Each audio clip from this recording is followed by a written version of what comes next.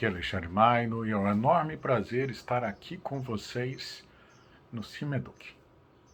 Eu vou responder algumas perguntas que chegaram das famílias, não só a respeito de educação domiciliar, que a gente tem conversado tanto, mas também sobre direitos em geral dos pais e mães.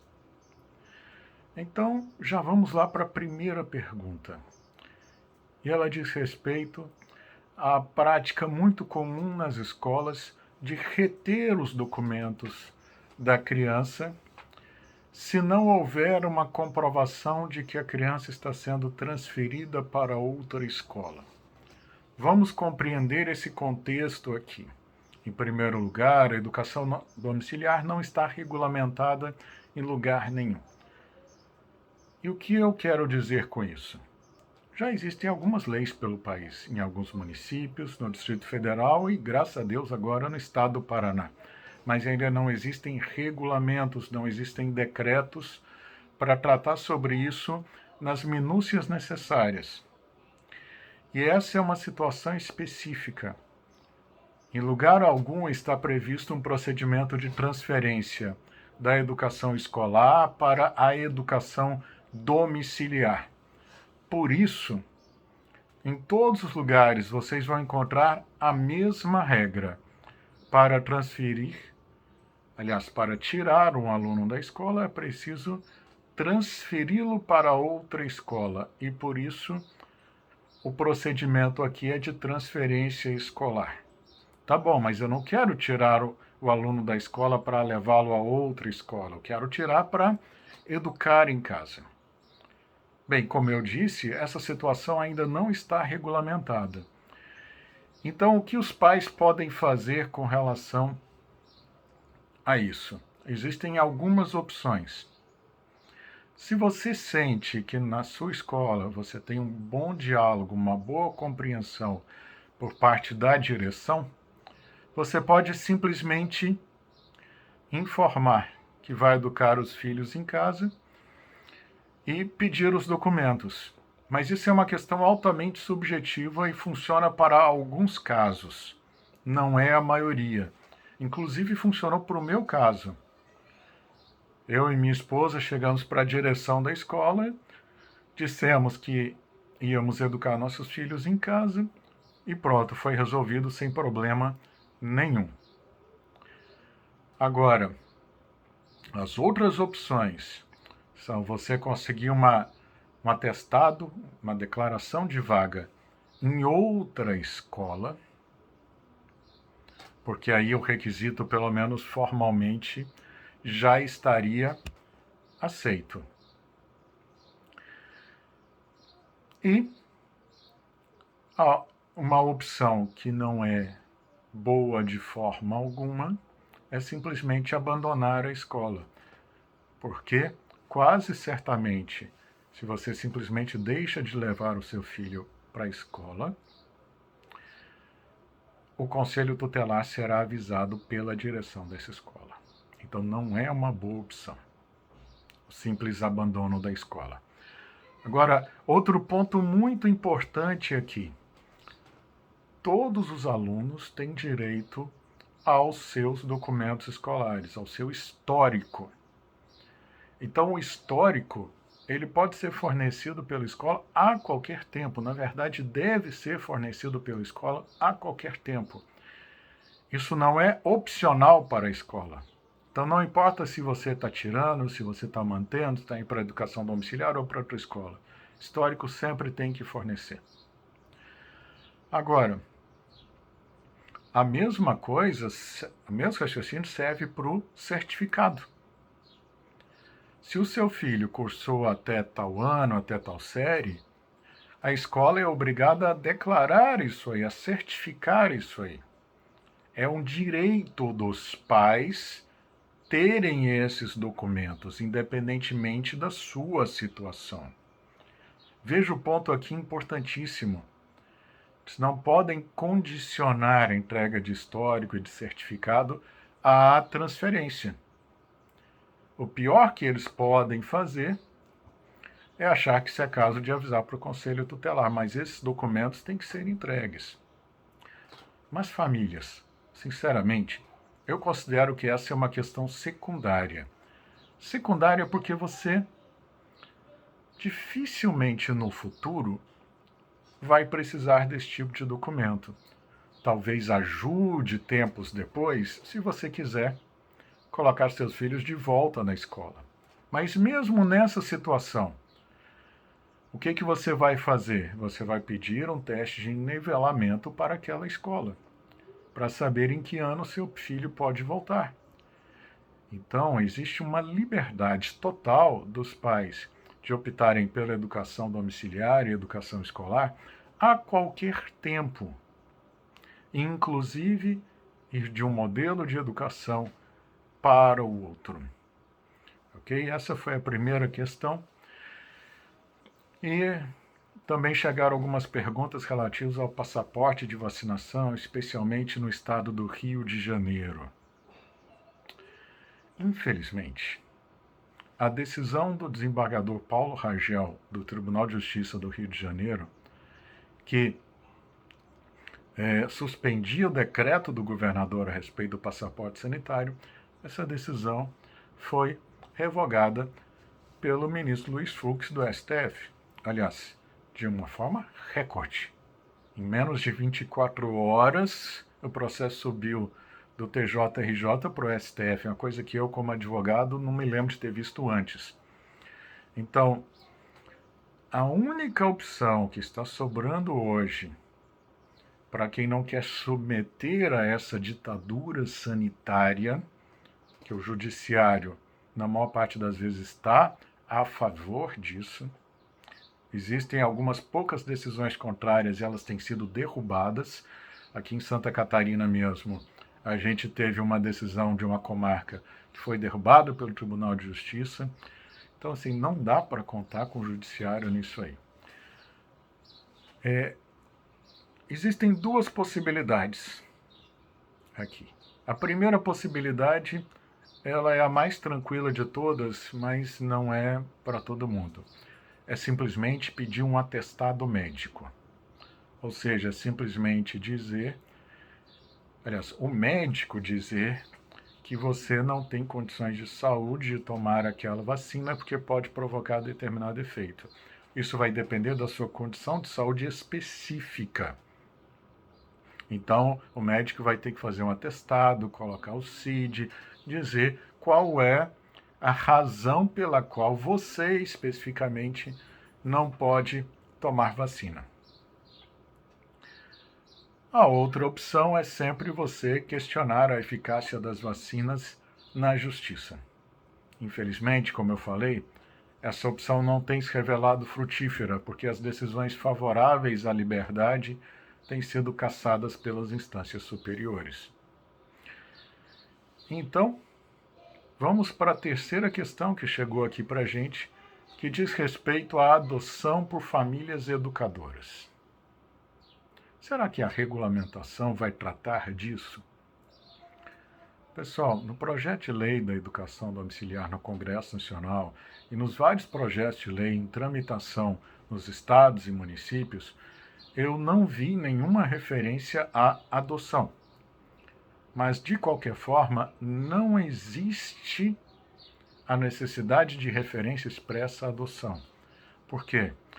Em todas essas legislações está prevista a isonomia.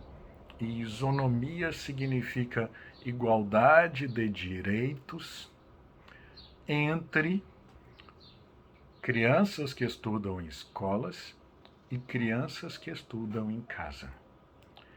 E igualdade de direito também entre as famílias educadoras e as famílias que têm filhos na escola. A consequência disso é que a família educadora não pode ter nenhum tipo de restrição ao exercício dos seus direitos pelo fato de educar em casa. E isso inclui a adoção. Ou seja, a família educadora tem os mesmos direitos de adotar que qualquer outra família. Cá entre nós, é até uma família em muito melhores condições do que a média. Totalmente capaz de fazer essa adoção e dar um lar seguro e saudável para essa criança. Mas atenção, nos lugares, estados e municípios em que a educação domiciliar ainda não estiver expressamente prevista em lei, a família educadora que for adotar pode ter dificuldades. Porque quando não há lei, tudo fica muito dependente da boa vontade, da subjetividade, da autoridade pública que está lidando com isso. Aqui eu falo tanto do juiz quanto do assistente social que vai fazer o laudo para a adoção. Então não inviabiliza, nós já tivemos casos de famílias educadoras que adotaram os filhos, deixando explícita essa circunstância, essa opção, mas também tivemos casos de má vontade por conta disso. Então, o que eu posso sugerir para as famílias educadoras que querem adotar crianças é que, se não houver lei específica no seu local sobre educação domiciliar, prepare-se para maiores questionamentos. E, se for o caso, contrate um advogado. Que a educação domiciliar, mesmo nos lugares onde não há regulamentação, não pode ser nenhum tipo de impeditivo para a adoção. Ok? Então, nós tivemos outra pergunta aqui relacionada ao texto que está no Congresso Nacional para a Regulamentação da Educação Domiciliar, o projeto de lei. E a grande pergunta é: dá para melhorar? E a resposta simples é: sem dúvida, dá para melhorar e muito. Vamos lá, gente. Não podemos adotar aqui posições extremadas de um lado ou de outro. De um lado, nós temos o que eu chamaria de anarquistas. As pessoas que simplesmente não aceitam legislação alguma e querem viver num mundo, cá entre nós, de faz de conta, em que estaríamos com total liberdade. Não. Total liberdade é uma coisa que só existe até que você seja denunciado no Conselho Tutelar, até que você seja processado e às vezes até coagido a matricular os seus filhos na escola. Por outro lado, nós precisamos repudiar também a conduta daqueles que dizem simplesmente: havendo lei, está tudo bem, qualquer tipo de lei está boa. Não. Nós precisamos não apenas de lei, mas de uma lei boa.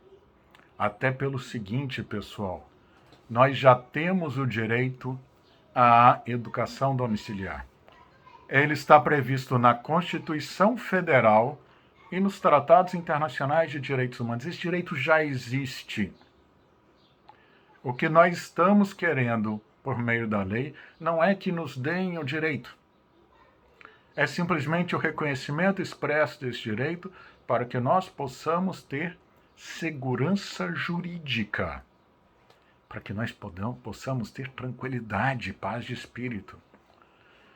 Então, encarem essa questão da lei como uma espécie de trade-off, de troca. O que eu quero dizer com isso? A gente troca um pouco da nossa liberdade e recebe segurança jurídica. Claro, aí existe um cálculo. O que você deve ceder da sua liberdade e o que você não deve ceder? Porque, afinal de contas, se você cede tudo, você não consegue decidir nada sobre a educação dos seus filhos. Que sentido faz a educação domiciliar? E, ao mesmo tempo, é uma ilusão achar que simplesmente a lei vai dizer que é livre a educação domiciliar no Brasil e a gente pode fazer do jeito que bem imaginar. Dito isso, é importante ressaltar que existem alguns pontos que precisam ser melhorados no projeto de lei, e um desses pontos diz respeito exatamente à questão do nível de formação dos pais, que na última ou penúltima versão, a gente ainda não tem dados tão atualizados do último mês, estava previsto que os pais deveriam ter curso superior, ou pelo menos estar matriculados em curso superior. Ora, isso é algo que é totalmente inviável e irreal para a nossa realidade. Em primeiro lugar, vamos ser sinceros, curso superior não qualifica ninguém para educar os próprios filhos em casa. Eu mesmo tenho graduação, tenho mestrado, mas isso aí não contribuiu em nada para a minha formação como pai educador. Absolutamente em nada. E o que nós precisamos deixar claro é que o direito à opção pela educação domiciliar é um direito inerente ao poder familiar. Faz parte do poder que cada pai e cada mãe tem sobre os próprios filhos. Não podemos condicionar isso. Na minha opinião, no máximo aceitar que a educação domiciliar seja vedada para pessoas que cometeram determinados crimes, como crimes sexuais, tráfico de drogas e crimes contra criança e adolescente. Por quê? São crimes graves e corre-se o risco da pessoa utilizar a educação domiciliar como um pretexto para continuar cometendo esses crimes. Isso pode acontecer, pessoas mal intencionadas que venham do nosso meio. Próxima pergunta.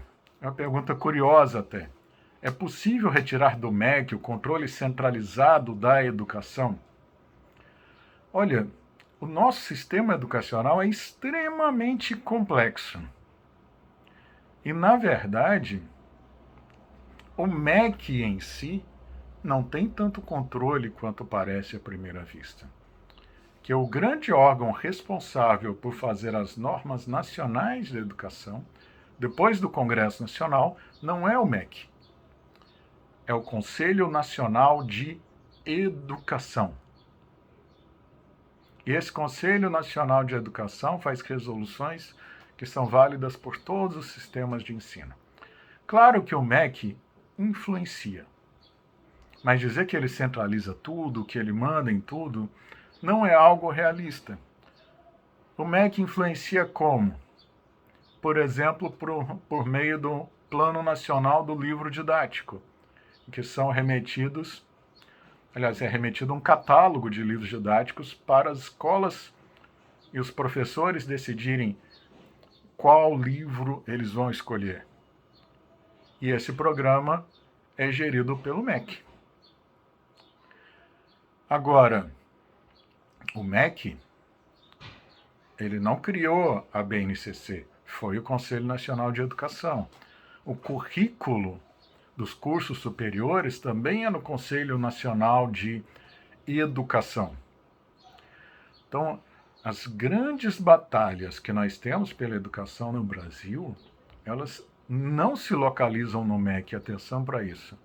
Elas se localizam muito mais no Conselho Nacional de Educação, no Congresso Nacional e nos estados, que são os grandes responsáveis pela educação básica no Brasil. Por isso, a necessidade de mobilização a nível estadual, que é imprescindível aqui para nós.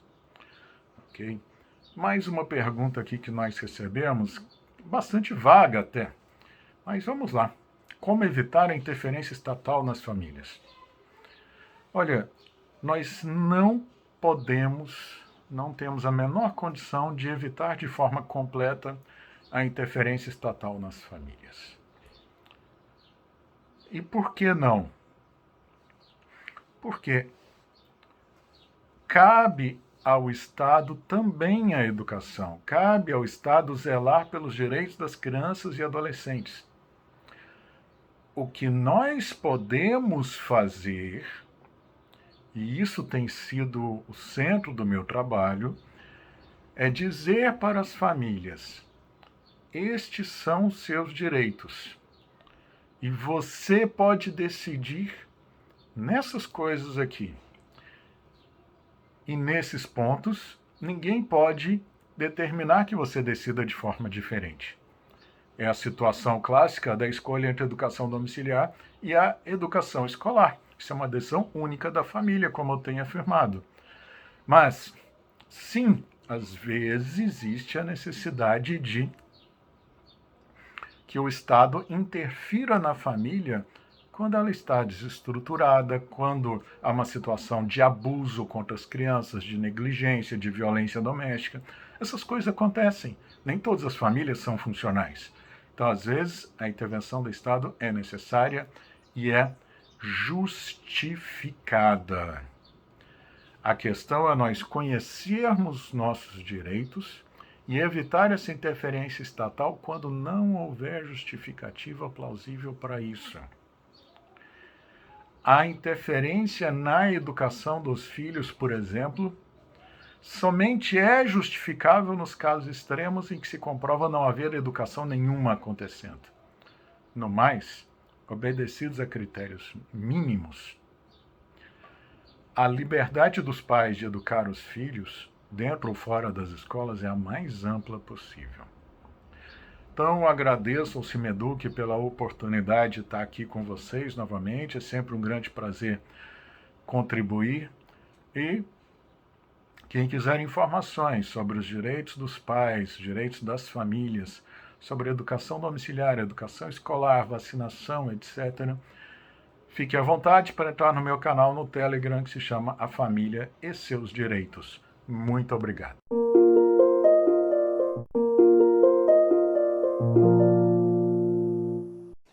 Olá, sejam bem-vindas ao 6º Simpósio de Educação Online Domiciliar. Bem-vindas ao Cimeduc.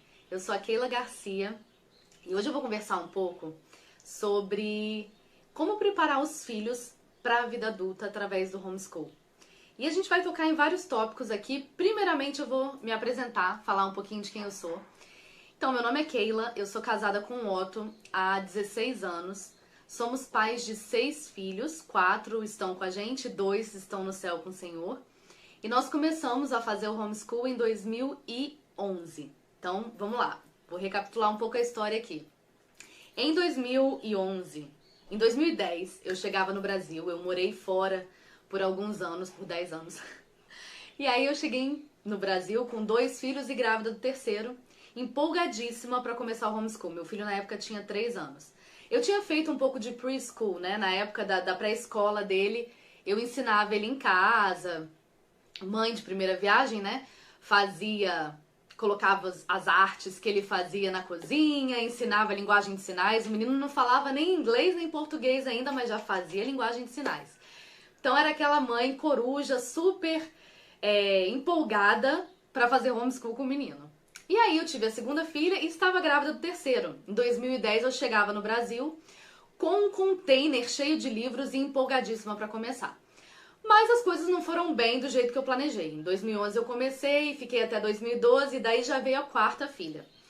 E quando eu tava com os 4 pequenos, todos abaixo de 5, 6 anos de idade, 4 filhos abaixo de 6 anos, eu decidi colocar as crianças na escola, não voltar, né? Mas colocar as crianças na escola.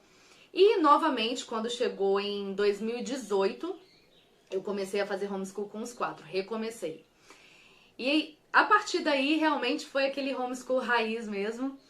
E é sobre isso que eu vou falar um pouco hoje, sobre essa experiência que eu tive durante esses anos. Agora o meu filho mais velho tem 14 anos, a segunda tem 12, o terceiro 11 e a menorzinha 8. É isso? É.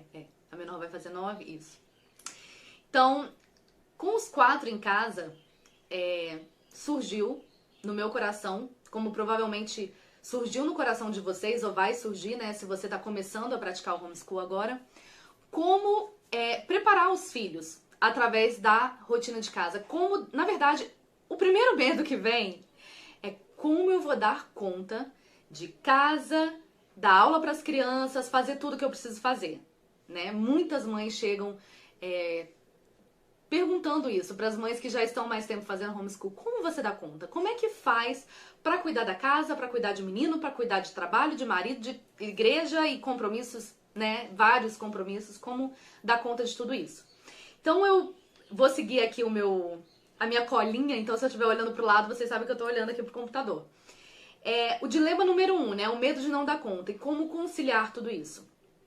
E aí eu queria trazer algo para vocês que foi abriu os meus olhos, né? Recentemente eu falei isso numa live e a Gaba falou, Keila, traz isso pro Cimeduc, conversa sobre isso com as mães, com os pais que vão estar lá. Que é sobre, nós queremos poupar os nossos filhos do que eles aprenderiam de forma natural, para posteriormente criar cenários e ensinar de forma artificial. O que isso tem a ver, Keila, com homeschool, com rotina, dia a dia? Tem tudo a ver, gente. Dentro do nosso dia a dia, nós temos a oportunidade de naturalmente...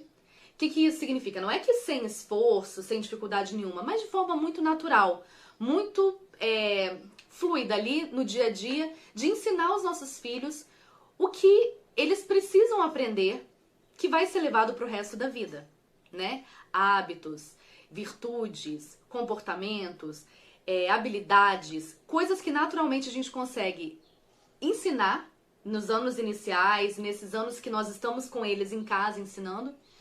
E aí nós poupamos eles e depois nós temos que criar estratégias para poder ensinar aquilo. Então vamos lá. Uma prova disso são as escolas, que elas recriam esse ambiente do lar. Então assim, nos últimos tempos, a gente foi vendo que cada vez mais as crianças foram passando mais tempo na escola. Então na minha época não tinha um ensino integral dessa forma. Mas hoje em dia as crianças passam o dia inteiro. Então as boas escolas, né, escolas que você vai deixar um rim para pagar a matrícula, para pagar a mensalidade, elas vão criar o quê? Uma estrutura como se fosse uma casa.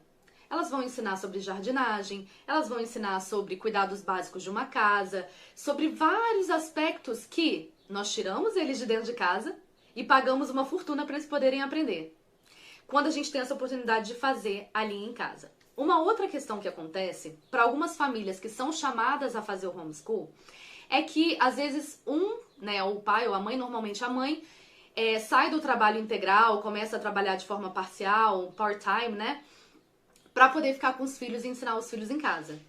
E nisso, muitas vezes, acontece uma diminuição da renda. Então, às vezes, famílias que tinham condições de ter funcionários para poder estar cozinhando, limpando, dirigindo, fazendo tudo isso, agora passa a ser responsabilidade da mãe, do pai e dos filhos.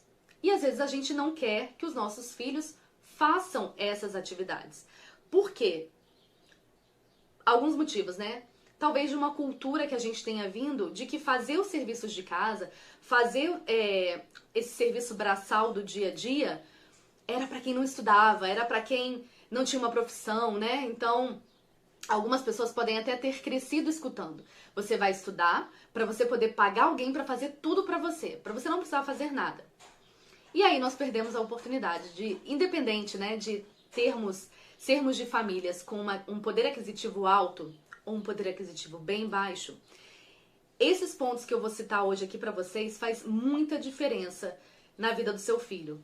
E uma outra coisa que a gente vê é que através desse aprendizado, né, de você estar ensinando para os seus filhos, você começa a resgatar coisas que você tinha esquecido ou muitas vezes até aprender pela primeira vez alguma habilidade que você nunca aprendeu por diversos motivos, e aí você tem a oportunidade de aprender sobre aquilo. Então, hoje aqui a gente vai falar exatamente sobre isso, sobre os cuidados da casa, sobre a cozinha. Então, o primeiro ponto como é que você vai criar essa rotina de forma natural? Analise o que você deseja para os seus filhos, para o futuro dos seus filhos. Ter em mente as virtudes por trás dos hábitos. Então, por que ele precisa arrumar a cama? Gente, às vezes você pede pro seu filho arrumar a cama, mas você não sabe nem o porquê que você tá pedindo aquilo. Você fala, tem que arrumar a cama. Já não tenho mais ninguém que arrume e não dá tempo pra eu arrumar. E aí ele vai arrumar. Será que é só isso? Será que é a sua falta de tempo ou a falta de ter alguém que faça que vai fazer você ensinar essas habilidades para o seu filho? Será que, ainda que você tenha alguém que faça para você, né? Vamos dizer que você tem uma funcionária que venha todos os dias e faça para você. Será que, de acordo com as habilidades que você quer que o seu filho desenvolva, será que não seria um motivo de falar, ainda que nós tenhamos ajuda, eu quero que você aprenda isso? Por quê? Vamos lá, o que você ensina para o seu filho quando ele arruma uma cama? Ordem, limpeza, compromisso, responsabilidade. Entende? Não é só o arrumar a cama pelo arrumar a cama. Lavar a louça, a limpeza do ambiente, o serviço ao próximo, o capricho, a responsabilidade, mais uma vez. Você tá servindo, né? Às vezes a criança vai estar lavando uma louça fora, que não é só a louça dele, não é só o prato e o copo que ele sujou, mas é a panela do almoço, é a louça do café da tarde, é uma, né? E isso é o serviço ao próximo. Segundo, sim, quando você tá pensando, né, no que você quer pro futuro dos seus filhos, você vai também incutindo aí a gratidão. Enfim, tem vários outros. É muito lindo, é lindo ver a oportunidade que a gente tem de poder incutir nos nossos filhos esses valores enquanto a gente tá fazendo coisas banais, né? Coisas do dia a dia, triviais. Então vamos lá, segundo ponto, o que você não quer. Um outro motivador para ensinarmos aos nossos filhos, além de saber o que a gente quer, é saber também o que a gente não quer. Aí você pode falar que essa lista é grande. Eu não quero que ele seja preguiçoso, eu não quero que ele seja folgado, eu não quero que ele ache que o mundo gira ao redor dele, eu não quero isso, eu não quero aquilo. Então, esses pontos que você vai pontuando, conversando, né, com seu marido sobre, ok, o que a gente precisa fazer hoje para não colher frutos ruins amanhã, para os nossos filhos não colherem frutos ruins também. E o terceiro ponto, quais são as habilidades importantes que você deve desenvolver no seu filho? Então, às vezes o seu filho já é mais velho e já mostrou que quer seguir uma certa área, né, de trabalho. E aí, quais são as habilidades que você hoje, dentro de casa, pode ajudar ele para ele se tornar um bom profissional amanhã? E aí, nós fazemos o homeschool e tem várias palestras aqui riquíssimas e vocês vão ver sobre isso. Nós não fazemos o homeschool cristão, né, voltado para realmente fazer Deus conhecido na Terra e trazer essa realidade para dentro da nossa casa, da nossa família, essa cosmovisão cristã. Então, o homeschool muitas vezes não vai ser, para muitas famílias, uma questão de passar no vestibular, entrar numa faculdade, ser milionário. Cada família vai ter algo por trás, né? Vai ter o porquê dela estar fazendo homeschool. E isso é importante porque as habilidades que você vai desenvolver vai ser de acordo com essas convicções que vocês vão criando junto com seus filhos. Então, ainda que o seu filho tenha vocação, tenha vontade, tenha chamado para trabalhar no mercado de tecnologia. Para ele trabalhar no mercado de tecnologia, ele não vai precisar de pontualidade, ele não vai precisar de capricho, não vai precisar de compromisso, ordem, responsabilidade, serviço ao próximo. Gente, tudo que os nossos filhos forem fazer no futuro, todo o trabalho que eles forem exercer, todas essas virtudes, tudo que está por trás desses hábitos que foram formados vão ser utilizados. Então vamos lá, os cuidados básicos da casa, né? Uma lista aqui de coisas básicas que podem ser feitas. Arrumar a cama, cuidar das próprias roupas, limpeza básica da casa e faxina, lavar as louças, cuidar do material de estudo, tirar o lixo e cuidar das plantas e dos animais. Ter uma rotatividade nessas funções, né, é importante. Com muitos filhos, você vai ver que você vai ter que ter essa rotatividade, ou com um filho só. Também, ele precisa passar, né, por todas as áreas de uma casa para poder saber como cuidar de um ambiente. Como ser útil na família. Então, muitas vezes, um filho vai se mostrar mais habilidoso do que o outro, né? Tente dar a oportunidade para os outros se desenvolverem também. E isso é difícil, gente. Eu vejo aqui em casa. Tem um filho que lava muito bem a louça. Tem outro filho que arruma a cama com excelência. O outro já pendura as roupas, é muito caprichoso com as roupas. O outro já varre muito bem, passa um pano. E a tendência é o quê? Não, deixa que seu irmão faz. Não, se preocupa não, menino. Deixa que ele faz, não liga. E a gente perde a oportunidade de estar ensinando a todos, né? Então, vamos lá. Vou entrar aqui no dilema número 2. O dilema número 1 é como você vai dar conta da casa. E às vezes, gente, esse dilema, você consegue até resolver ele de forma rápida. E eu vou colocar aqui mais alguns pontos, ok? Quando você não tem essa necessidade de organizar, vamos dizer assim, seu filho está na escola a parte da manhã toda ou a parte da tarde toda. Então você tem tempo de sobra para arrumar a casa, cozinhar, trabalhar fora, fazer tudo que você precisa. Mas quando você se encontra nesse cenário de ter que dar aula e continuar fazendo todas as outras funções, então você precisa ter algumas estratégias. E eu falei, né, da arrumação para os filhos participarem. Uma outra estratégia importante, que talvez venha um pouco antes, durante e pro resto da vida, que é o famoso destralhar, né? Você tirar tudo que vai estar sendo empecilho. Então, tralha seriam empecilhos, não coisas que você usa. Você pode ter muitas coisas, mas utilizar todas essas coisas. Se os seus filhos têm muitos hobbies, ou faz coleções, ou tem instrumentos, então isso não são tralhas. São coisas que vocês usam no dia a dia, faz parte da rotina de vocês. A tralha são aquelas coisas que vão se acumulando pela sua casa e que aquilo vai sendo um peso. É só coisa para você arrumar, organizar, tirar de um lado para o outro e nunca é utilizado. Então, essas coisas a gente vai revendo e vai deixando a casa cada vez de forma mais prática, mais livre, para todo mundo poder circular, viver naquela casa, né? Viver bem naquela casa e ter facilidade de organizar, de deixar as coisas ordenadas, organizadas, arrumadas e visualmente agradável para você estar ali naquele ambiente, porque são horas e horas naquele ambiente, gente. Imagina, você está fazendo home school, casa. A sua casa precisa estar preparada para receber você e os seus filhos. E agora a gente entra no segundo dilema, que é a cozinha. E aí, por que é um dilema, né? Porque a cozinha é importante. Tem pessoas que falam que é o coração da casa. É ali onde você vai alimentar os seus filhos, você vai se alimentar.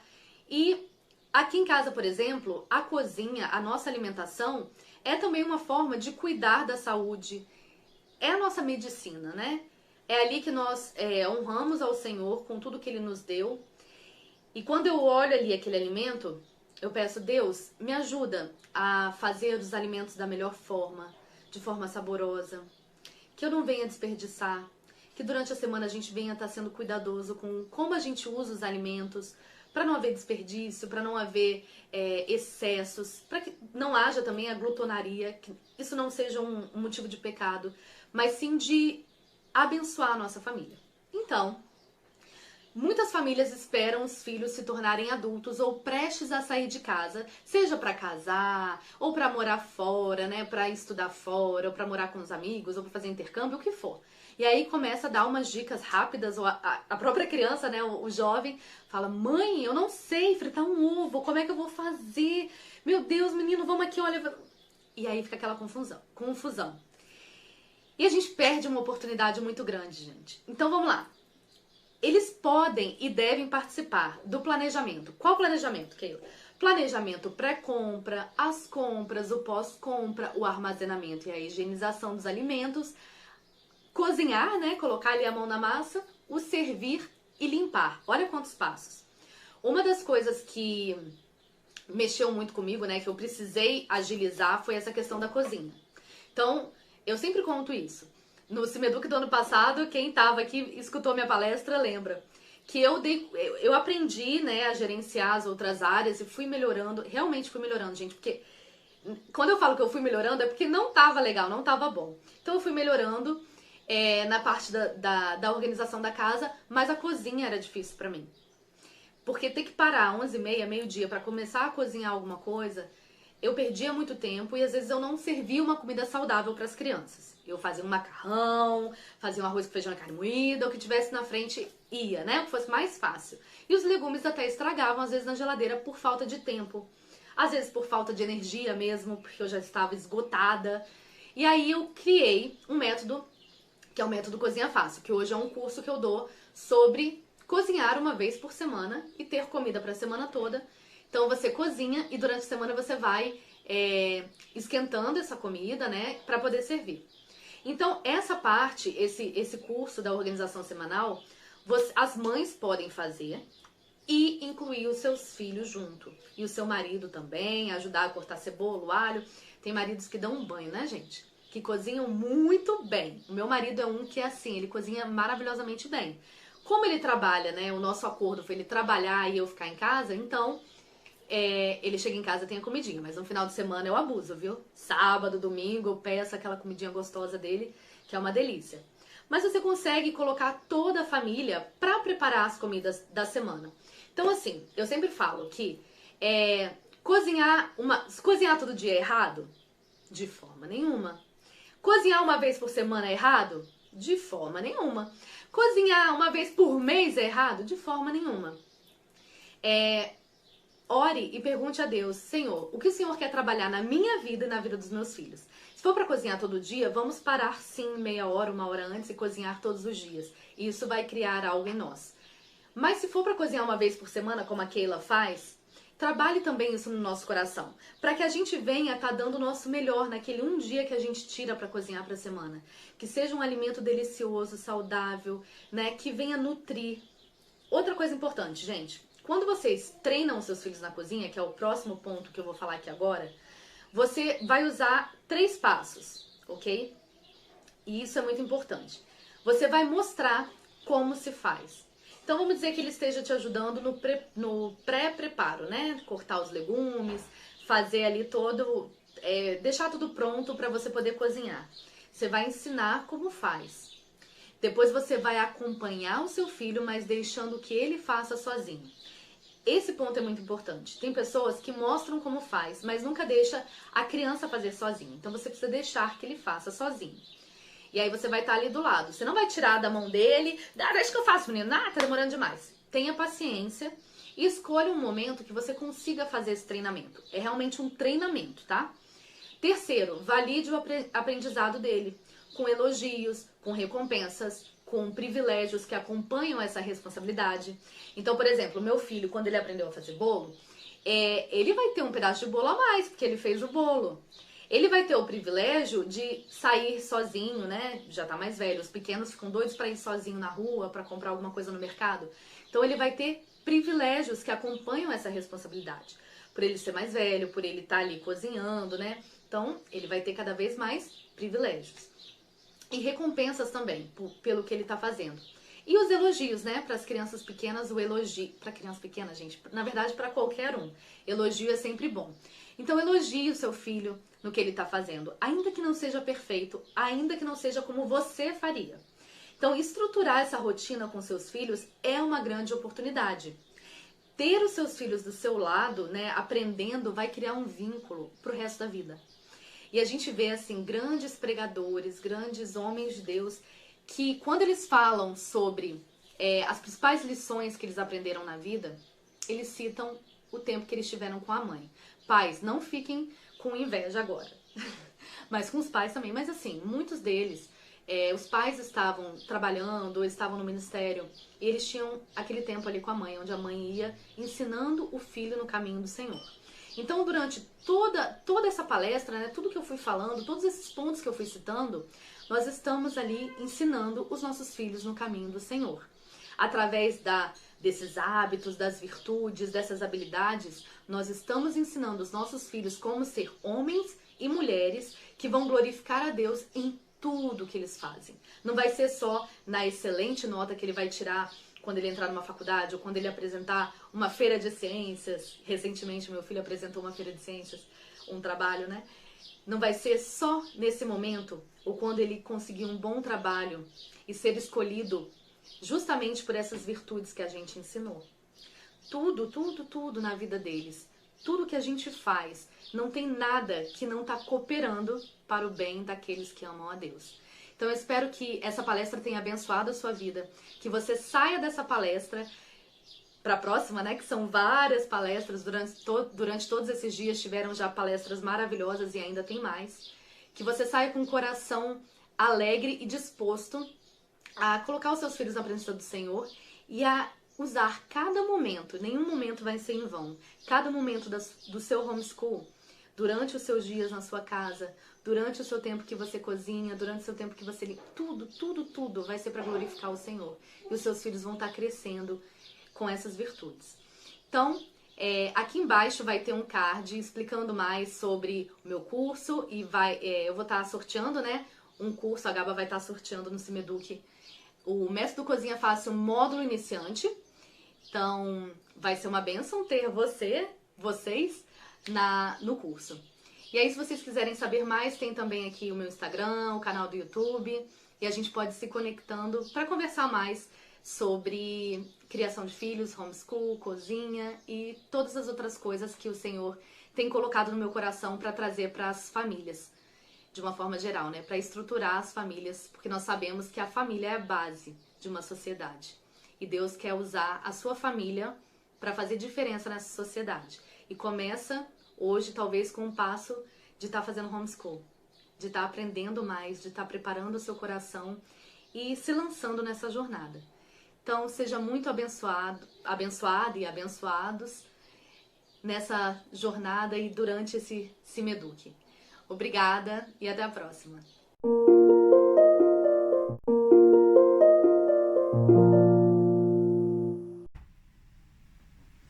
Olá, o meu nome é Ana Ruth Cavaco, tenho 44 anos, sou casada com o Tiago há 19 anos e sou mãe da Maria, que tem 17, a Marta, que tem 14, o Joaquim, que tem 13 e o Caleb, que tem 11. O meu marido é pastor na Igreja da Lapa, nós servimos a tempo integral aqui em Lisboa. A par disso, eu faço parte do movimento de educação livre, de defesa do direito à educação, cá em Portugal, e colaboro também com uma plataforma, com o Benditas, e costumo escrever no meu blog pessoal e também no Instagram, Ana Ruth Cavaco. Eu comecei a pensar na minha participação para este simpósio e lembrei-me de partilhar um pouco do meu testemunho, também porque trabalho no movimento de educação livre como voluntária na parte da defesa dos direitos e de defesa de algumas famílias que estão a enfrentar dificuldades legais cá em Portugal. A circunstância cá em Portugal é um pouco diferente da do Brasil.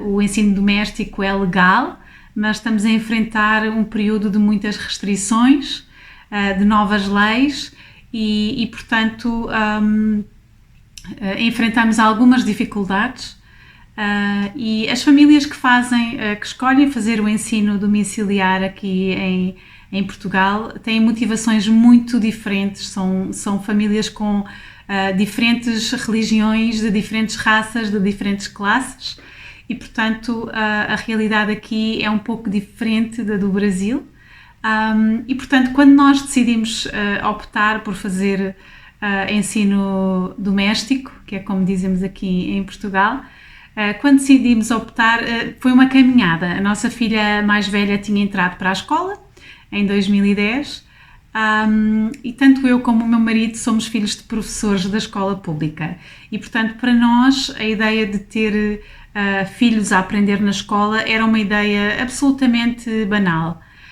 Quando começámos a refletir sobre alguns desafios que estávamos a ter com a entrada da nossa filha mais velha no ensino público, começámos a questionar-nos o porquê de não haver escolas cristãs aqui em Portugal. Não temos nenhuma escola evangélica aqui e começámos a questionar e nessa altura foi o que nos conduziu ao ensino doméstico junto com outras famílias. Então, na altura, a nossa forma de escolher um novo caminho passou por criar uma comunidade de aprendizagem na altura que se desejava ser uma escola.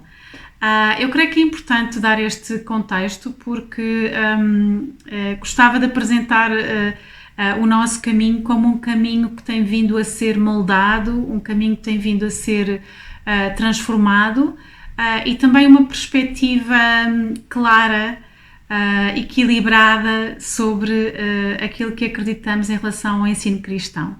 Então, quando eu penso em ensino doméstico, penso numa caminhada que fizemos em conjunto com outras famílias para então, ao longo dos anos, começarmos a de facto fazer o ensino em casa. E então o que aconteceu é que com o passar do tempo comecei a ganhar mais confiança nesta área, a investigar mais e a sentir mais coragem para poder tomar uma decisão de fazer o ensino mesmo em casa. Isto tendo em conta que aqui em Portugal não temos propriamente muitos apoios nesse sentido e, portanto, pode ser uma caminhada bastante solitária. Ao mesmo tempo, vejo um crescimento do ensino doméstico no Brasil, um grande movimento também, sobretudo no meio evangélico, e tenho assistido a algumas posições, algumas opiniões, e com certeza neste simpósio vão surgir. E então eu gostaria de pegar por um ponto diferente. Gostava de dizer as razões pelas quais nós não devemos escolher fazer ensino doméstico. Então, a primeira razão, e que eu vejo alguns pais a considerarem esta decisão, é porque estão com medo. Os pais têm medo da influência da escola na vida das crianças, têm medo das influências, têm medo. E aquilo que eu vejo nas Escrituras, aquilo que eu vejo na Bíblia, é que os cristãos não podem tomar decisões com base no medo ou por ter medo. Nós não fomos chamados para ter medo. Não devemos escolher estudar em casa só porque temos medo que aconteça alguma coisa aos nossos filhos, até porque nós vivemos num mundo caído, onde existem doenças, onde existem catástrofes, onde existem crimes, onde existe insegurança ao nosso redor em tempo todo. E não deve ser esse o motor das nossas decisões. Aliás, a Bíblia, no livro dos Provérbios, fala claramente que o único medo que nós devemos ter, o único temor que nós devemos ter é o temor do Senhor, é o respeito pelo nosso Deus. E, portanto, se a decisão de fazer ensino doméstico for baseada no medo, é uma decisão frágil. Outra das razões pelas quais eu não aconselho alguém a decidir fazer homeschooling é porque acha que isso vai ser o caminho para a salvação do seu filho. Vejo muitas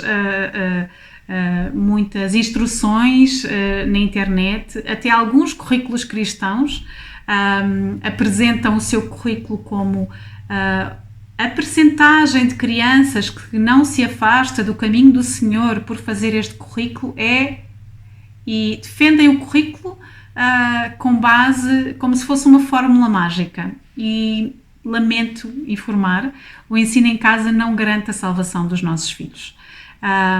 Nós sabemos que é o Espírito Santo que desperta o coração dos nossos filhos e que Ele pode usar-nos neste processo de decidirmos ensinar em casa, mas que não está nas nossas mãos e, portanto, devemos fugir do legalismo e agarrar-nos a resultados que consideramos infalíveis, porque não vai ser isso.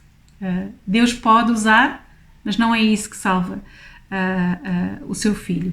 Óbvio que aconselho que qualquer família que ensine os caminhos, os filhos nos caminhos do Senhor, e quanto mais a nossa influência, o nosso exemplo poderá falar ao coração. Mas não é o ensino em casa que traz a salvação.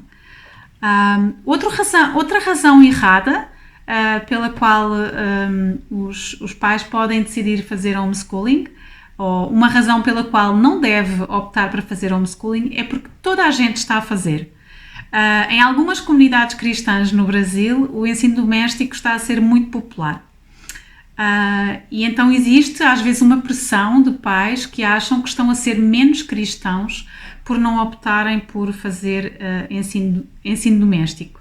Ninguém é um cristão melhor porque ensina em casa. O ensino doméstico é algo que nós escolhemos porque acreditamos que é o melhor para a nossa família, porque acreditamos que é a solução que vai respeitar a vida da nossa família. Ninguém é menos cristão por não optar por este caminho, e creio que isto é importante dizer. Não escolha fazer porque toda a gente está a fazer. Um dos conselhos que dou geralmente é para pesquisar, orar, buscar a vontade de Deus, falar com pessoas que estão a seguir este caminho e procurar saber quais são realmente as motivações do coração.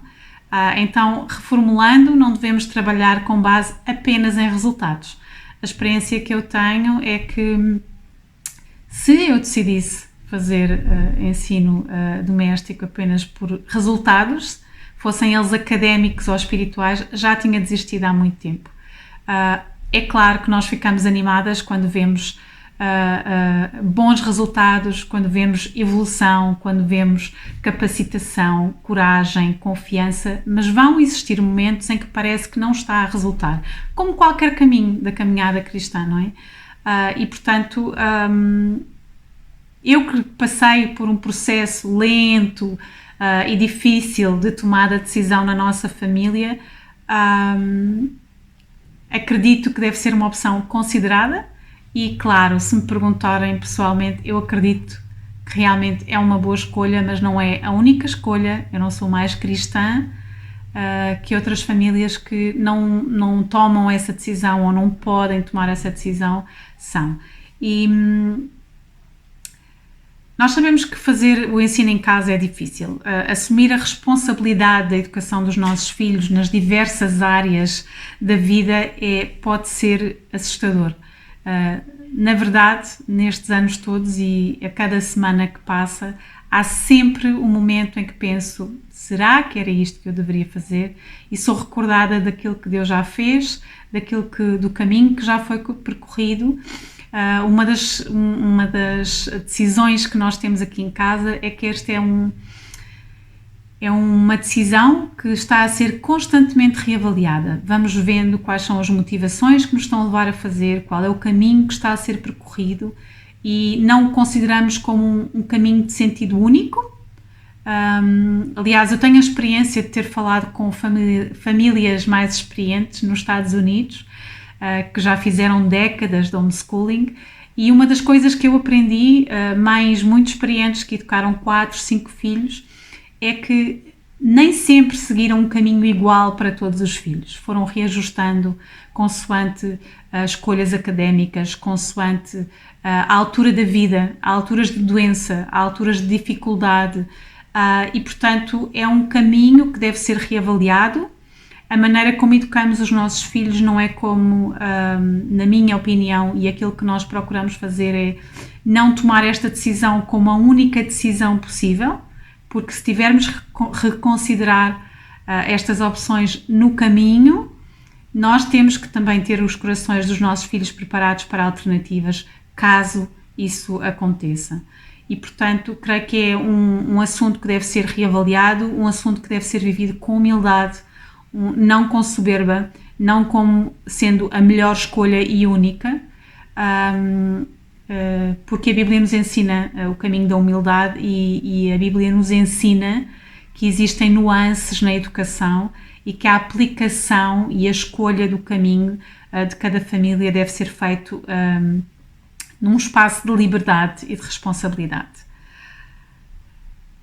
Ao mesmo tempo, Deus não nos chama, ou não me chama a mim, para o ensino em casa porque eu sou super inteligente ou sou capaz ou porque conheço tudo.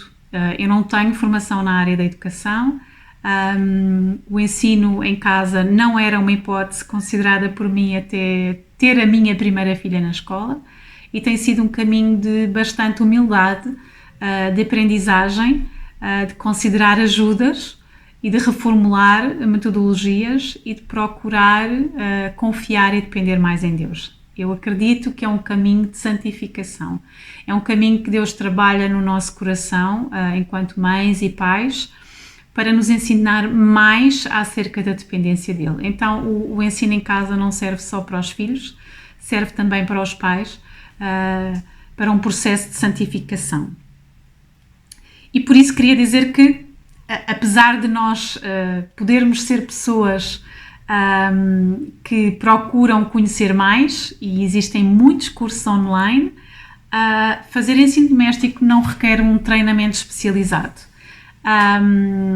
É claro que o nível de educação dos pais pode afetar de alguma maneira o desempenho dos filhos, e sabemos que há escolas melhores e escolas piores, precisamente porque a qualidade de ensino é vista pela metodologia, pelos profissionais que lá estão, mas o ensino em casa deve ser encarado como um estilo de vida e não propriamente uma transposição do modelo da escola para a casa. E, portanto, não existe, apesar de ser necessário uma organização, de ser necessário um horário, é um estilo que se adapta, é um estilo que se vive, é um estilo contínuo que é absorvido na rotina da casa e que não se define por uma estrutura de escola tal como a conhecemos. Um dos comentários que às vezes nós ouvimos, além de algumas famílias terem curiosidade e gostarem de experimentar, além de haver pais que dizem que eu não tenho condições porque tenho que trabalhar fora de casa, a algumas alturas os pais também dizem que era impossível porque o meu filho não escuta, o meu filho não para quieto, um professor é melhor para ensinar.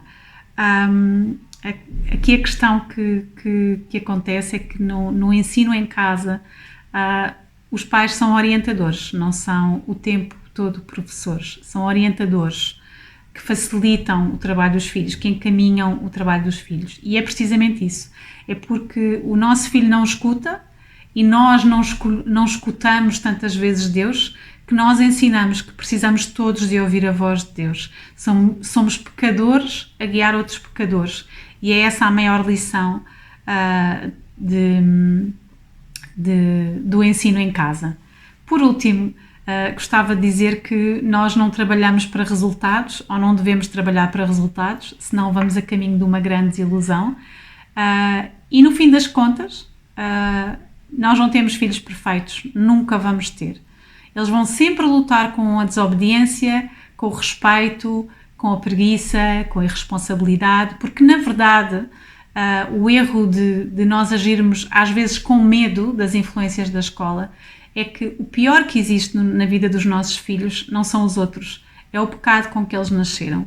E portanto o pecado vai sempre existir na vida deles, eles vão lutar sempre com o pecado. E portanto o maior desafio no ensino e na educação é precisamente o trabalhar o coração e confiar que Deus vai trabalhar no coração dos nossos filhos da mesma maneira que trabalha no nosso caso. Então, o ensino em casa desafia a nossa fé e aumenta a nossa fé. E esta é a lição mais importante que as mães e os pais que ensinam em casa podem dar aos seus filhos. Como tudo na vida, o ensino em casa tem a ver com graça de Deus, a graça de Deus sobre um conjunto de pecadores que oram e mostram a graça de Deus todos os dias para os seus filhos. Que Deus nos ajude.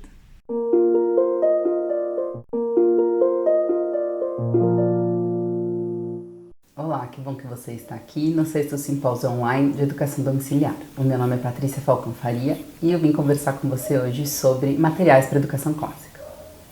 Bom, primeiro eu quero falar um pouquinho de mim.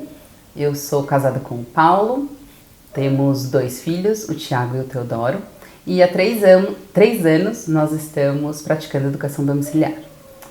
O começo foi bastante temeroso, com muitas dúvidas, mas a gente tinha uma única certeza de que era isso que Deus tinha pra gente, e foi isso que fez a gente começar a caminhar e continuar esse caminho. E muito rápido a gente viu que essas dúvidas foram se resolvendo, esses medos foram passando, porque a gente não caminhava sozinho, mas a gente estava em comunidade. E por estar em comunidade, a gente começou a ver que haviam algumas urgências, algumas coisas que precisavam de alguma ajuda naquele momento e rapidamente a gente foi se envolvendo.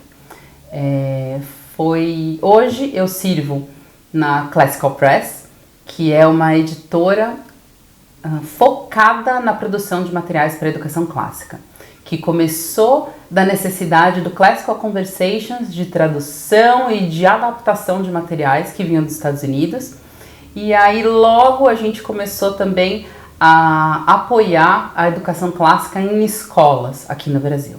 Então hoje o que eu vou mostrar para vocês são os materiais que a gente tem para diferentes faixas etárias, então desde uma pré-alfabetização para os bem pequenos até o ensino médio, tá bom? Mas antes de começar, eu queria rapidamente explicar o que é a educação clássica? E no nosso caso, a educação clássica cristã.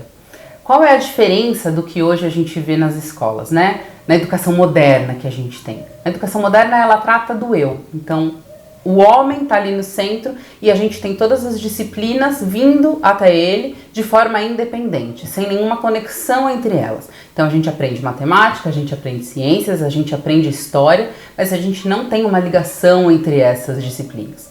Quando a gente vem para a educação clássica, cristã, quem está no centro é Deus, e é dele que sai todas as coisas, para ele que vai todas as coisas e por meio dele que as coisas acontecem. Então, todas as disciplinas, elas estão interligadas, todas fazem parte da nossa vida, assim como Deus criou o mundo, né? Então, tudo tem um propósito, tudo tem um motivo para estar ali e tudo está totalmente relacionado. A gente quer mostrar o que é verdadeiro, o que é belo e o que é bom. E para isso, a gente está baseado no trivium, né? Em 3 estradas, que uma é a gramática, a outra é a dialética e a outra é a retórica.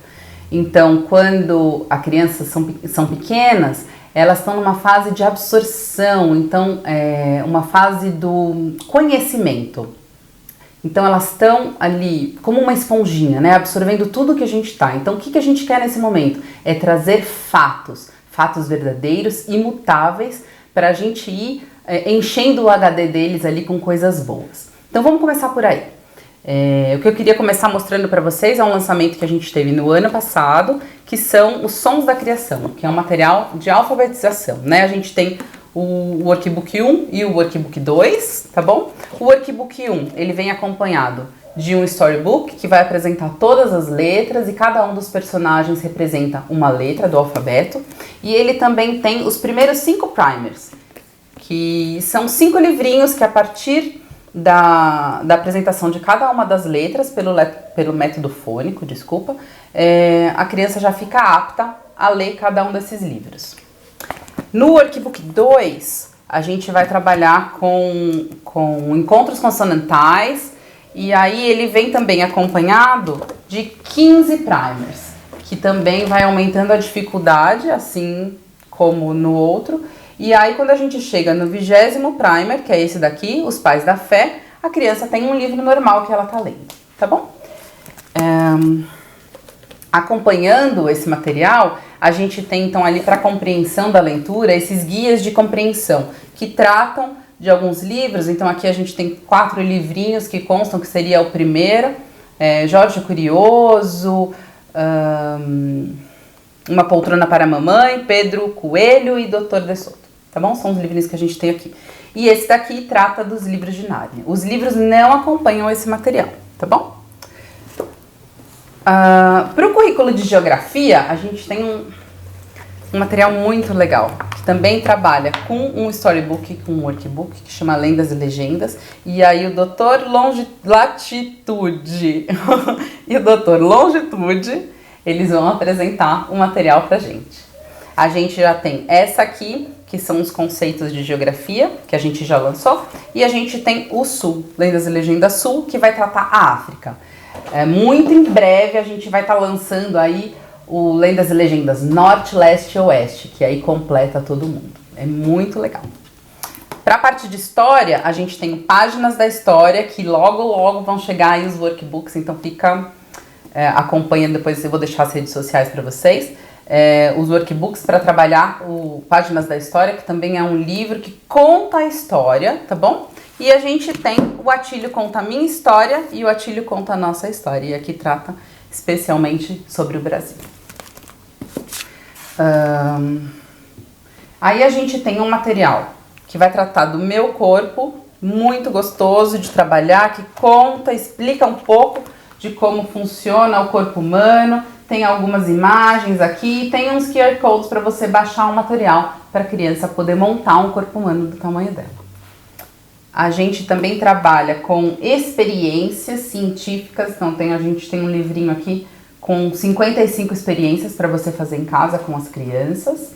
E esse desenho simples, que ele vem acompanhado depois, na verdade assim, são 3 livros, ele é o primeiro passo e depois a gente tem outros 2 passos que apresentam alguns artistas e dá uma atividade, 2 ou 3 atividades para você fazer, processo, explica direitinho e é bem bonitinho. Eu peguei até um que os meus filhos fizeram aqui para mostrar para vocês, o que eles fizeram esse ano com base nas atividades aqui desse livro. São técnicas diferentes que as crianças adoram, eles sempre estão bem felizes quando eles fazem isso, tá bom?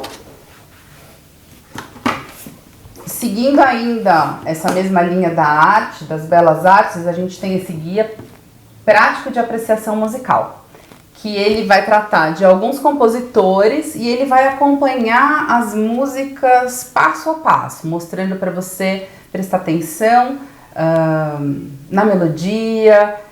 É muito gostoso, assim, eu que sou bem leiga nisso, amei esse livro e me ajudou bastante, tá bom?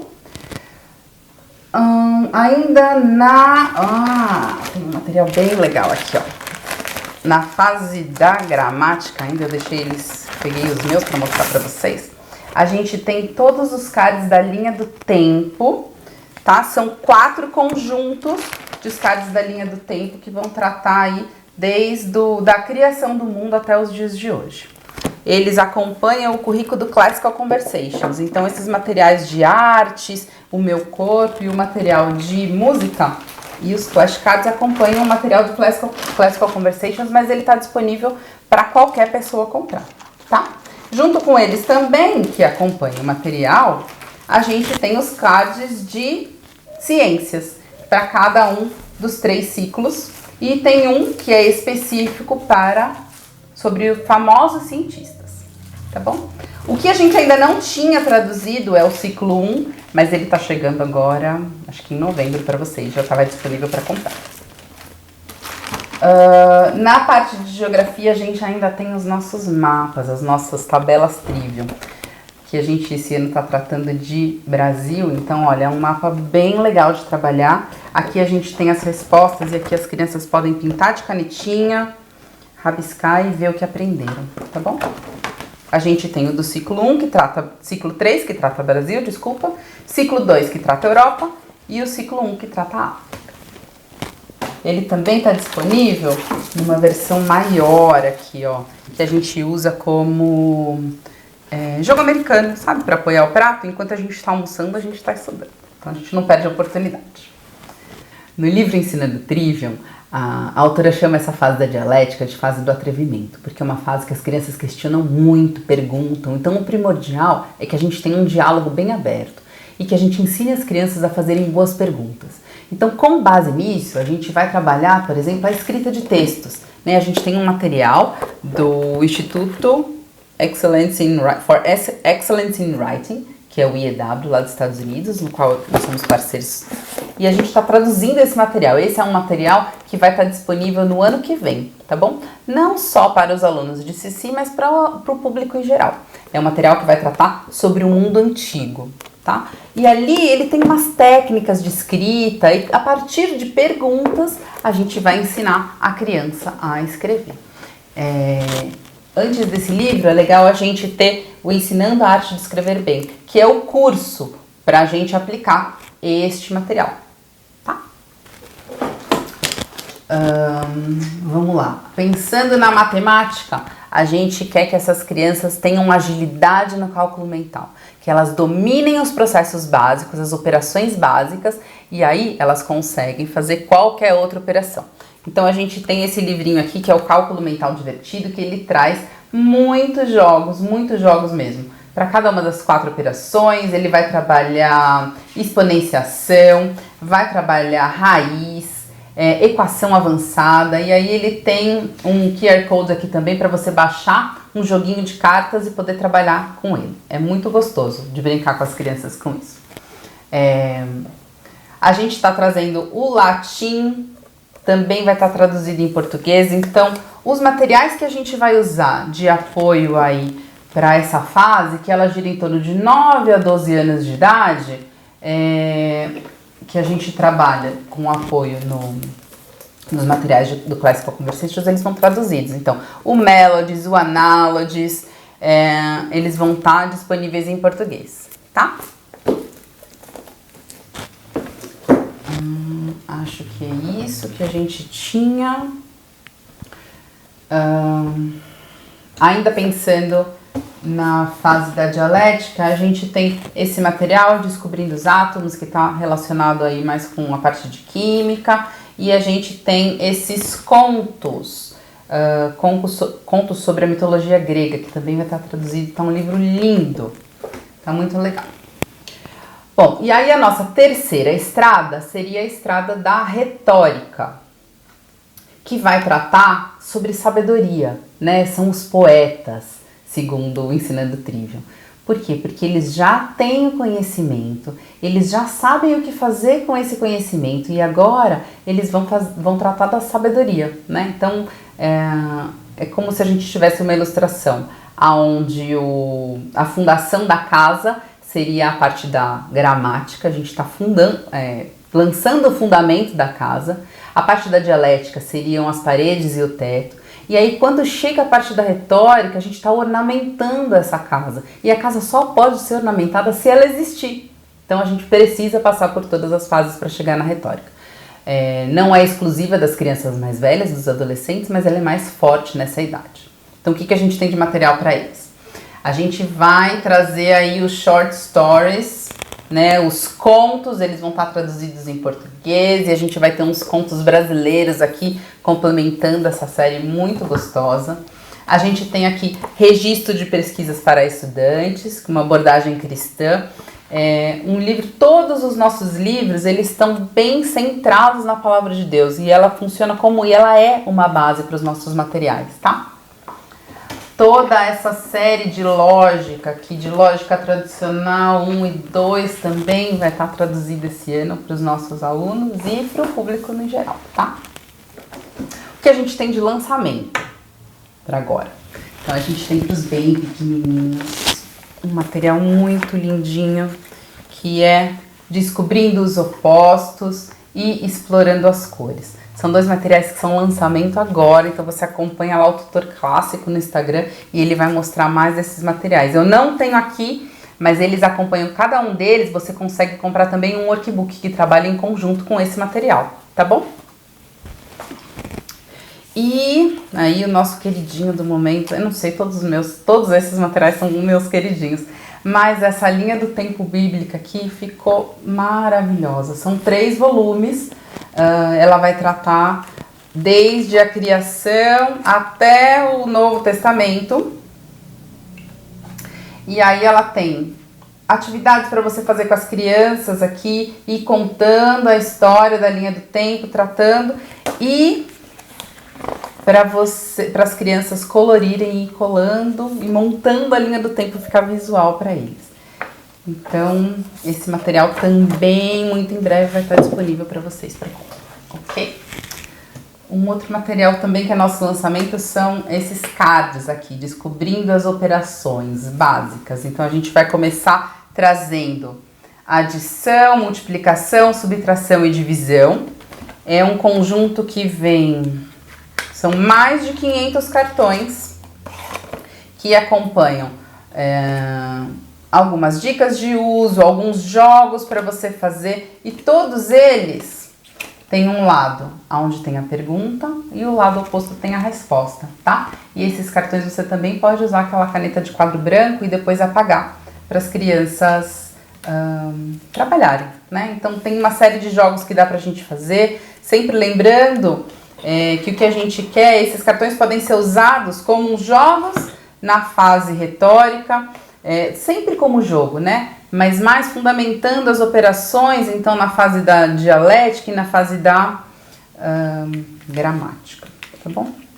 Bom, e aí então, para capacitar os pais, nós temos alguns livros, então esse Educação Clássica Cristã Acessível a Todos, que vai tratar um pouquinho, de forma geral, do que é a educação clássica e como a gente pode aplicar ela na prática, é bem legal. Tem esse lançamento nosso aqui de setembro, Educação Domiciliar, um Direito Humano Negativo, que fala sobre a legalidade do ensino domiciliar, então quem está com dúvida sobre isso, é bem legal também. E aí, esse é o primeiro dos nossos livros de literatura. Em breve estão chegando mais alguns. Esse daqui a gente traduziu porque ele faz parte do nosso currículo do Challenge A, mas outros estão chegando com outras novidades. Então segue a gente no Instagram, no Classical Conversations Brasil ou no Tutor Clássico, e lá eles vão trazer mais novidades para vocês. Tá bom? Deus abençoe. Tchau, tchau.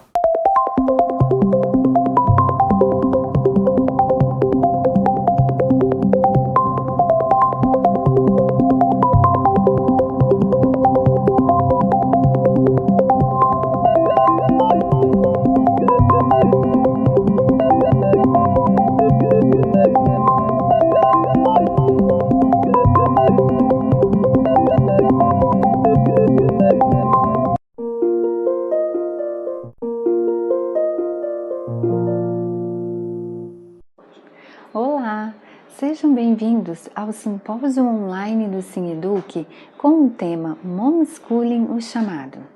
Eu sou a Arielle, sou casada, tenho 3 crianças e a nossa família pratica educação domiciliar há aproximadamente 8 anos.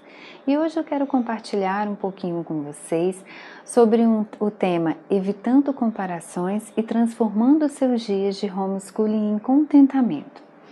Ao longo desse tempo, nós temos conversado com muitas famílias, atendido algumas famílias, e um dos nossos objetivos é desmistificar algumas ideias que as famílias têm, principalmente aquelas que estão iniciando a sua caminhada. E uma das ideias que eu vejo com muita frequência é que essas famílias acreditam que elas não possuem todos os recursos necessários para praticar a educação domiciliar. E algumas delas sempre nos relatam, né, que a questão dos recursos intelectuais, os recursos materiais, os recursos até contextuais. E essa ideia, essa ideia ou noção a gente vê com muita frequência nessas famílias que estão iniciando a sua jornada ou que estão até avaliando se elas vão começar ou não a educação domiciliar. Mas essa ideia, ela é potencializada por um hábito que todos nós cultivamos, em maior ou menor grau. E esse hábito, quando levado ao extremo, ele pode até atrapalhar, né, a nossa jornada ou até mesmo interromper a nossa caminhada na educação domiciliar. E aí eu quero falar com vocês sobre a comparação. Todos nós, de alguma maneira, consciente ou inconsciente, fazemos comparações e elas são importantes para nos ajudar a avaliar o nosso progresso, para ver se nós estamos caminhando, né, de forma coerente em determinada área. Podemos até adotar pessoas ou metodologias como referências e fazer algumas comparações. Ter essa relação nos ajuda na nossa caminhada e também a conquistar a nossa experiência ali. Mas o problema ele começa a aparecer quando nós utilizamos a comparação como forma de validação, ou seja, nós determinamos que o valor daquilo que nós estamos fazendo, ele é diretamente proporcional ao que uma outra família ou uma referência, né, que você escolheu estiver fazendo. Então, isso vai te limitar. E esse é um engano muito grande, porque o valor daquilo que nós estamos fazendo, que nesse caso é o homeschooling, ele deveria estar consolidado muito antes da compra do primeiro lápis, do primeiro material. E existem diversas formas pelas quais a sua família pode ter decidido praticar a educação domiciliar. E nenhuma dessas razões pelas quais a sua família fez essa escolha, ela é destituída de importância, muito pelo contrário. Essa decisão ela é baseada em valores, naquilo que é importante para a sua família e que você não vai abrir mão. Então, nesse caso, o valor daquilo que estamos fazendo, ele não deveria estar ligado ao nosso desempenho quando comparado com outras referências ou com outras famílias. Essa comparação ligada à validação, ela produz uma série de sentimentos negativos que literalmente assaltam a nossa mente e roubam, vêm para nos roubar a nossa alegria, as nossas perspectivas, de ver os nossos filhos aprendendo, a construção do aprendizado deles, para roubar a nossa criatividade e, por fim, para nos paralisar. Então, eu quero compartilhar com vocês agora alguns tópicos que me ajudaram e que podem ajudar vocês também nessa caminhada na jornada da educação domiciliar. Tópico 1. Sempre retorne à escolha feita lá no início. Lembre-se dos motivos que te fizeram escolher a educação domiciliar. Lembra daqueles valores inegociáveis que fizeram você dar o primeiro passo na sua caminhada? Então, deixe que eles te digam se o trabalho que você está fazendo vale a pena ou não. Você já ouviu aquela expressão, não jogue fora o bebê junto com a água da banheira? Pois é. Às vezes, nós temos essa abordagem em relação a alguns materiais e recursos que nós encontramos. Você já pensou em ver uma família desistir de algumas práticas concretas, muito legais, simplesmente porque essas práticas não são diferentes do que outras famílias utilizam ou que estavam praticando? Ou quem sabe até rejeitarem a experimentar diferentes metodologias ou determinadas metodologias e recursos didáticos porque não tem mais ninguém utilizando? E aqui eu queria abrir um parênteses, É diferente você não adotar um material, uma metodologia, porque ela vai contra os seus valores, os seus princípios, E não vai atender os seus objetivos. Então, qual o motivo de você utilizar? Agora, o que eu estou falando aqui é sobre você, muitas vezes, estar utilizando um material, um recurso que talvez no seu grupo de convívio ou com quem você busca a orientação sobre homeschooling não utilizam, ou nunca utilizaram, mas está dando certo para você.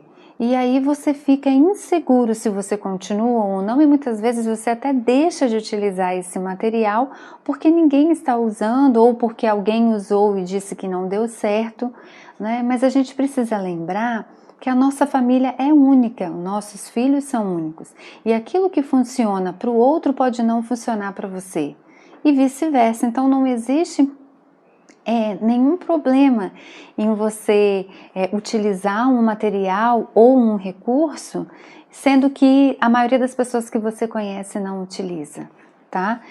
Embora existam exemplos maravilhosos de famílias com ótimas experiências, que a gente pode se espelhar e que muitas vezes são referências para nós, para que nós possamos aprender, é importante que a gente saiba que a nossa família, ela é única, os nossos filhos são únicos, e que nós temos as nossas habilidades, a nossa forma de aprender, e que os nossos motivos, eles são únicos, e aquilo que funciona ou não funciona, para outra família, pode ter um resultado completamente diferente em relação à nossa.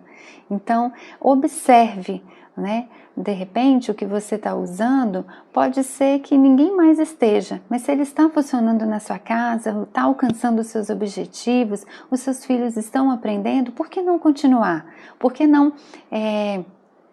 seguir em frente, Então, esse seria o ponto 2 que eu queria aí compartilhar com vocês. O outro ponto é procure apoio em outras famílias. Lembra que falei que até certo ponto a comparação é inevitável e mesmo recomendável? Pois bem, uma excelente maneira de procurar experiências com as quais você pode se comparar, sem que isso te desanime, é se relacionar com outras famílias homeschoolers, mas sem perder o foco que elas são para referência. Se você tiver a possibilidade de participar de um grupo de apoio, ou até mesmo remotamente, seja essa pode ser uma maneira de você encontrar encorajamento e estímulo para a sua caminhada.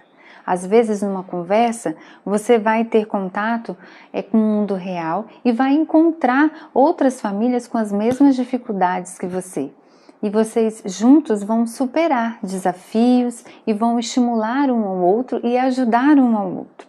Lembre-se, os exemplos devem ser para você como bússola e não como um obstáculo, mas isso depende totalmente da sua atitude em relação a eles.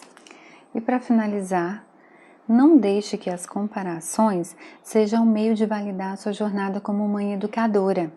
O seu valor deve ser determinado por aquilo que é mais precioso para você e pelo motivo que fez você optar pela educação domiciliar, o que eu acredito que seja o melhor para os seus filhos. Busque o contentamento nas pequenas e grandes conquistas que você já tem. Eu gosto muito de uma frase da Nancy Wilson que diz: contentamento é a habilidade de permanecer satisfeita em todas as circunstâncias. E o contentamento traz descanso, o descontentamento, inquietação, e nos leva à distração, que nos impede de olharmos para os nossos dias de homeschooling com graça e perseverança. Bom, é isso que eu tenho para compartilhar com vocês. Espero ter colaborado de alguma forma.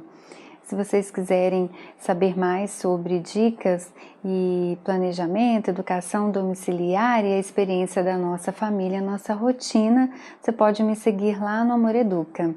Tenha um excelente evento. Obrigada por estarem aqui comigo neste momento. Um grande abraço.